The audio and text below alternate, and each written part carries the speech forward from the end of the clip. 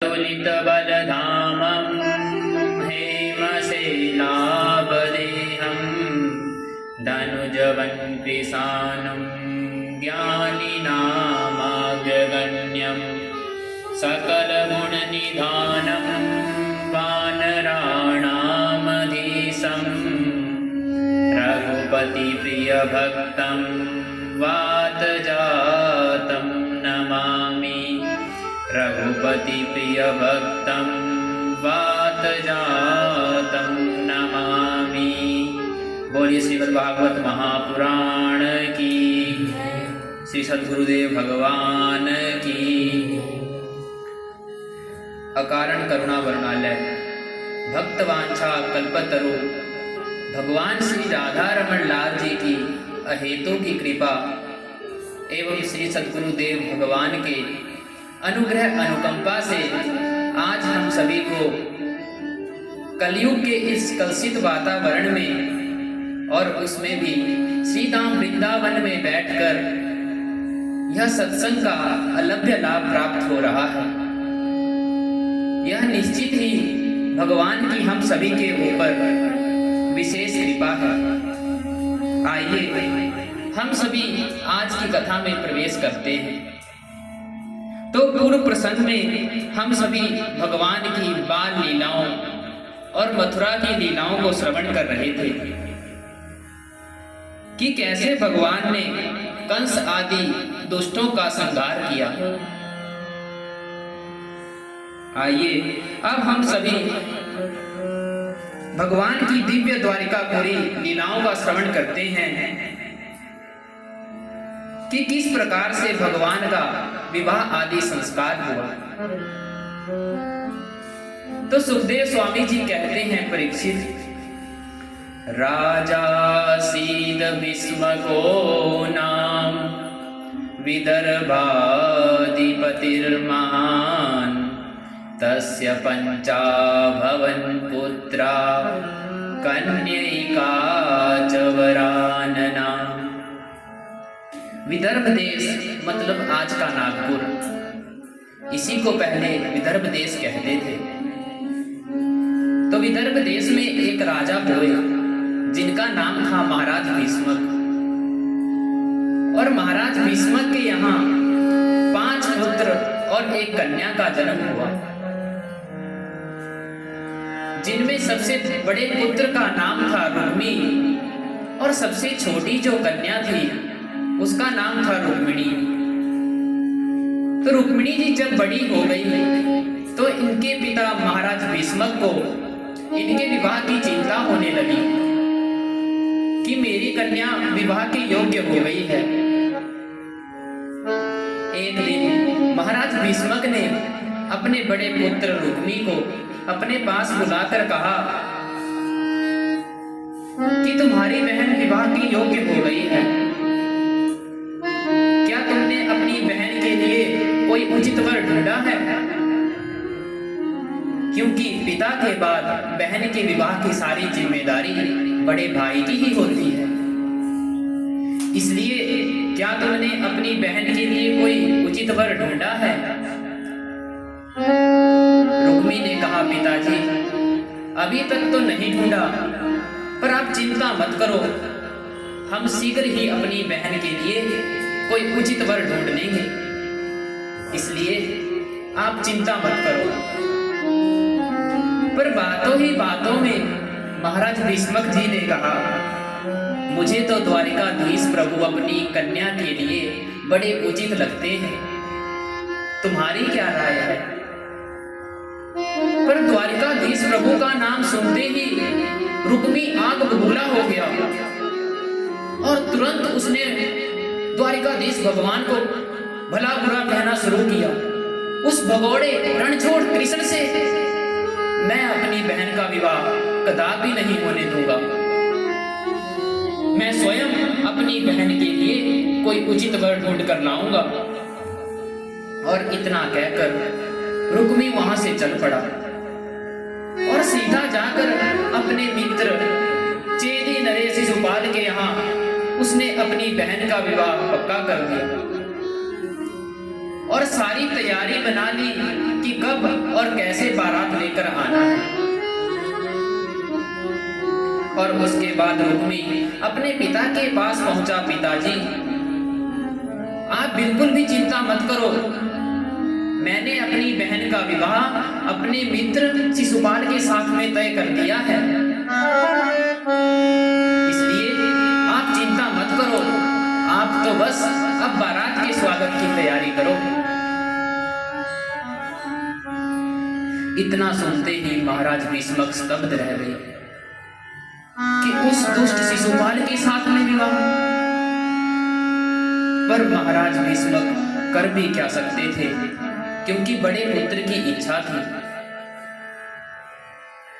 पर जैसे ही यह समाचार रुक्मिणी जी को प्राप्त हुआ कि मेरे भाई ने मेरा विवाह उस दुष्ट शिशुपाल के साथ में तय कर दिया है और परसों वह शिशुपाल बारात लेकर आने वाला है, अब क्या किया जाए। मैंने तो द्वारिकाधीश प्रभु को ही अपने मन ही मन में पति रूप में वर्ण कर लिया। तो रुक्मिणी जी अपने मन की बात को एक पत्र में लिखकर और ब्राह्मण देवता के द्वारा भेज देती है। और वह ब्राह्मण देवता द्वारिकाधीश प्रभु के पास जाकर द्वारिकाधीश प्रभु को बताते हैं कि प्रभु, मैं कुंदनपुर से आया हूं,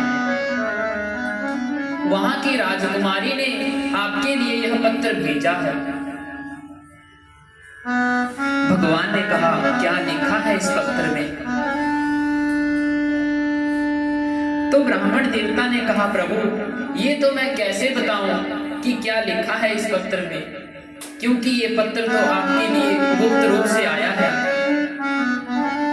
भगवान ने कहा, हे ब्राह्मण देवता, मेरे और ब्राह्मणों के बीच में कोई भी बात गुप्त नहीं है, इसलिए आप ही पढ़कर सुनाओ क्या लिखा है इस पत्र में। तो भगवान की आज्ञा से वह ब्राह्मण देवता उस पत्र को सुनाना शुरू करते हैं। तो क्या लिखा था उस पत्र में? तो रुक्मिणी जी कहती हैं, प्रभु, श्रुत्वा गुणान् भुवन सुंदर श्रृण्वतां ते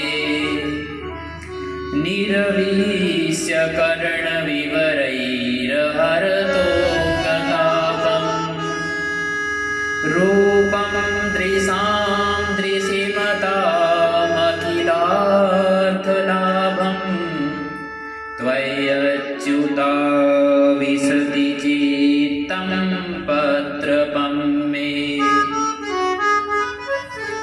उस पत्र में रुक्मिणी जी लिखती हैं कि हे द्वारिकाधीश प्रभु, मैंने आपको अपने इन नेत्रों से कभी नहीं देखा, मैंने तो आपके बारे में केवल सुना ही सुना है। और क्या सुना है? तो आपकी कथाओं को सुना है, और आपकी कथा चरित्रों को सुन सुनकर मेरे अंतःकरण में आपकी एक सुंदर छवि प्रकट हो गई है।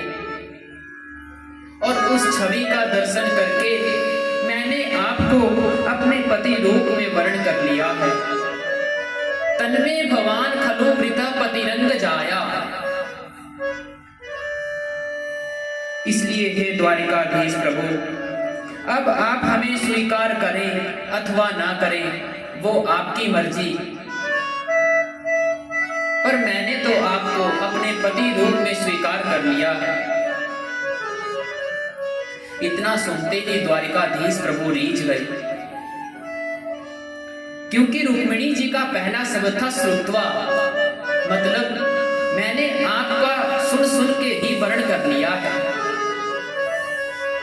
तो इतना सुनते ही मेरे द्वारिकाधीश प्रभु गदगद हो गए, क्योंकि रुक्मिणी जी का मन भगवान के कथा रस में पका हुआ था, और जिसका मन भगवान के चरितामृत में सराबोर रहता है उसे तो भगवत प्राप्ति हो ही जाती है।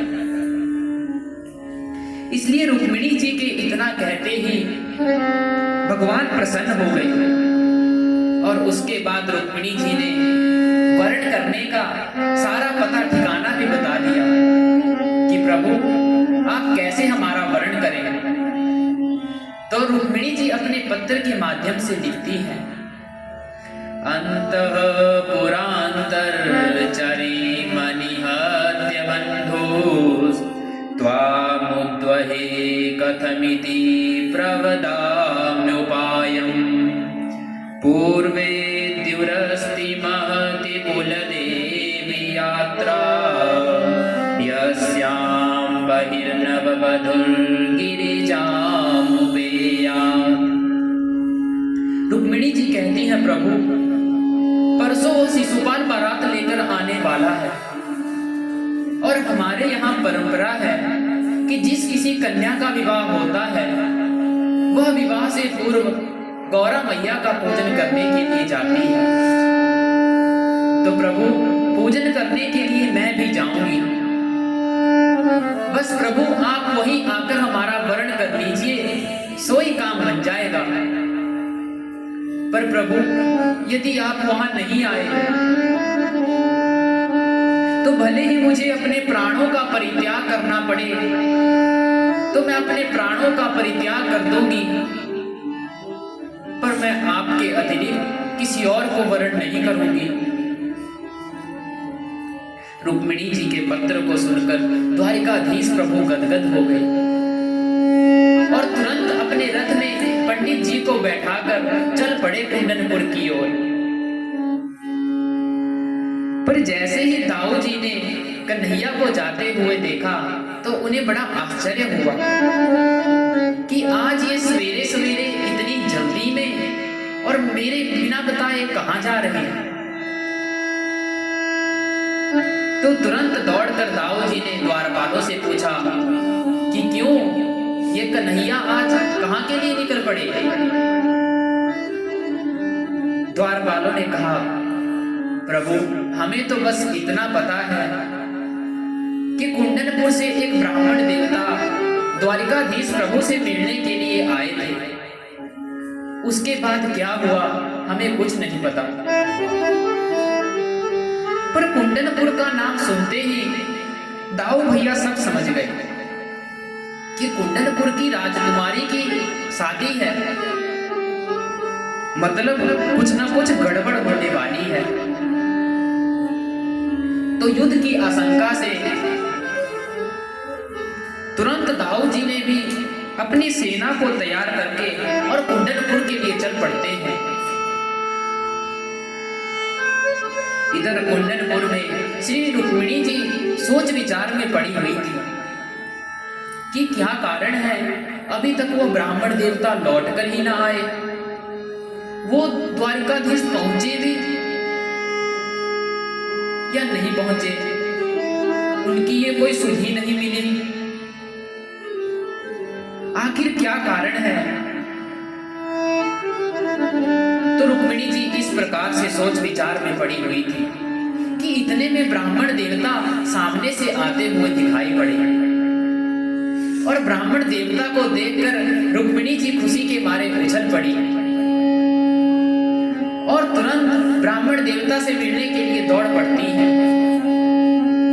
रुक्मिणी जी को देखकर ब्राह्मण देवता ने कहा, राजकुमारी चिंता मत करो, हम जिस काम के लिए द्वारिकापुरी गए थे वो काम बन गया, मतलब द्वारिकाधीश प्रभु कुंडनपुर में पधार चुके हैं। इतना सुनते ही रुक्मिणी जी खुशी के मारे नाचने लगी कि अब काम बन गया। और इधर मेरे द्वारिकाधीश प्रभु कुंडनपुर में विचरण कर ही रहे थे कि तभी वहां से शिशुपाल बारात लेकर कुंडनपुर में आ पहुंचा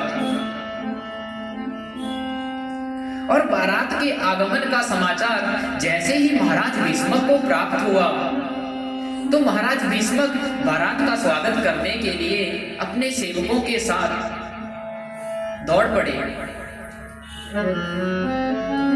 पर मार्ग में जाते जाते अचानक द्वारिकाधीश प्रभु से भेंट हो गई।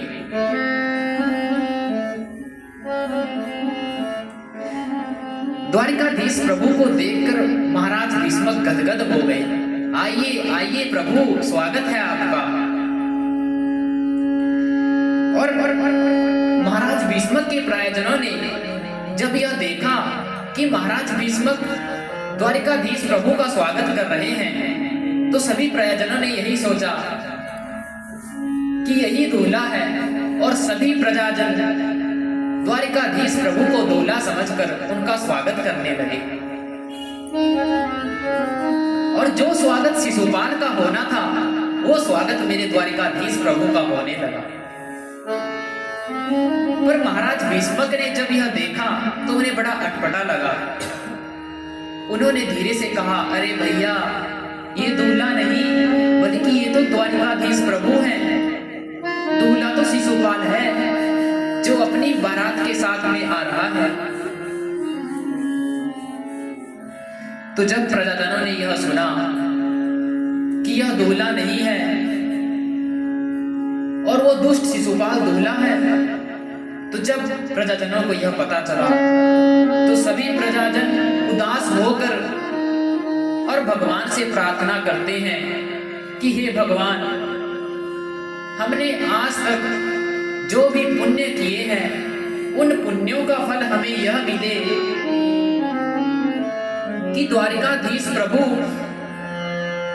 हमारी राजकुमारी श्री रुक्मिणी जी को पति रूप में प्राप्त हो। उन पुण्यों का फल हम बस यही चाहते हैं। उसके बाद महाराज भीष्मक ने द्वारिकाधीश प्रभु को महल में पधारने के लिए आमंत्रित किया कि प्रभु, आप हमारे महल में पधारिए। तो द्वारिकाधीश प्रभु ने मुस्कुराते हुए कहा कि महाराज भीष्मक, अभी तो हम थोड़ा जल्दी में हैं, क्योंकि किसी और काम के लिए जा रहे हैं, इसलिए अभी आप भी बारात का स्वागत कीजिए और हमारा स्वागत तो किसी और दिन हो जाएगा, क्योंकि अब ये आना जाना तो लगा ही रहेगा। उसके बाद महाराज भीष्मक अपनी बारात का स्वागत करने के लिए पधारे।